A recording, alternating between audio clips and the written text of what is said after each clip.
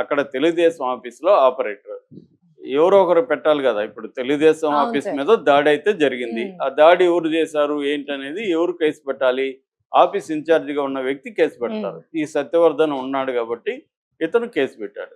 ఏమనంటే ఇట్లాగా ఇంతమంది 88 మంది వచ్చి మా ఆఫీస్ మీద దాడి చేశారు, ఇట్లా గాయపరిచారు, ఇట్లా ఇదంతా పెట్టాడు.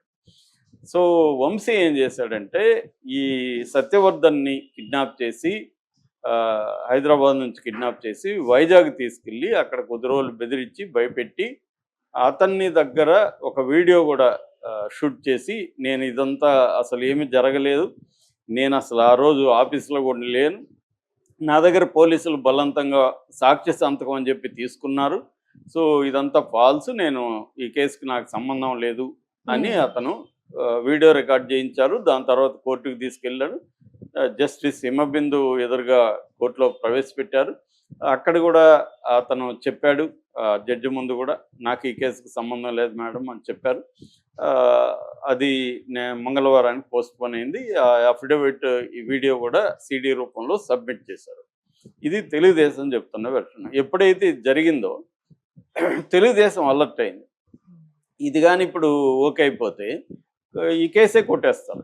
కాబట్టి తెలుగుదేశం ఏం చేసిందంటే అక్కడున్న రాజశేఖర్ బాబు అని CP, commissioner of police Vijayawada, అతనికి అప్పగించింది. అతను ఏం చేశాడంటే ఈ సత్యవర్ధన్ వాళ్ళ బ్రదర్ కిరణ్ అని ఒక అతను పట్టుకొని పటాన్చెరులో కంప్లైంట్ ఇప్పించాడు. ఏమని?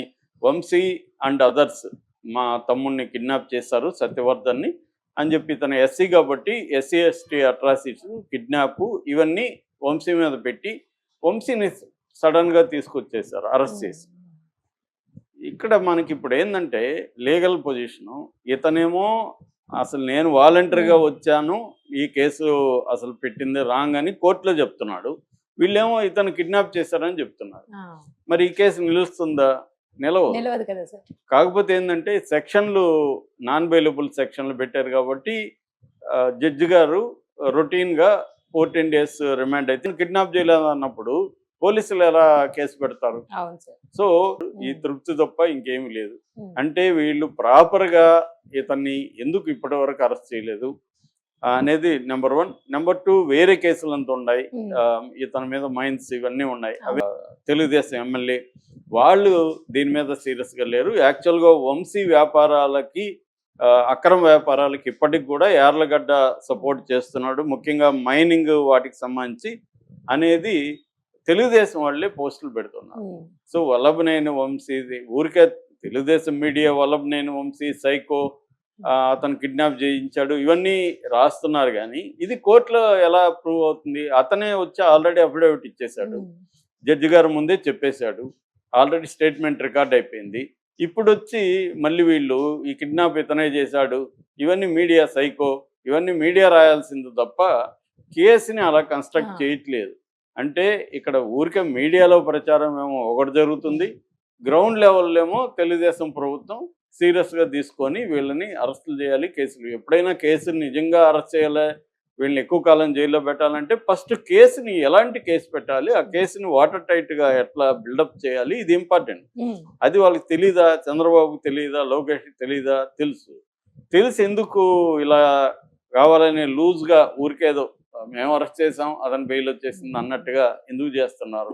అంటే ఒక మొక్కుబడిగా వీళ్ళ మీద విమర్శలు వస్తాయి చేస్తున్నారు తప్ప సీరియస్గా వల్లభనేని వంశీని కానీ అటు కొడాలి నానిని కానీ సీరియస్గా తీసుకొని స్ట్రాంగ్ కేసు పెట్టి వాళ్ళని ఎక్కువ రోజులు జైల్లో పెట్టే విధంగా వీళ్ళు ప్లాన్ చేయట్లేదు.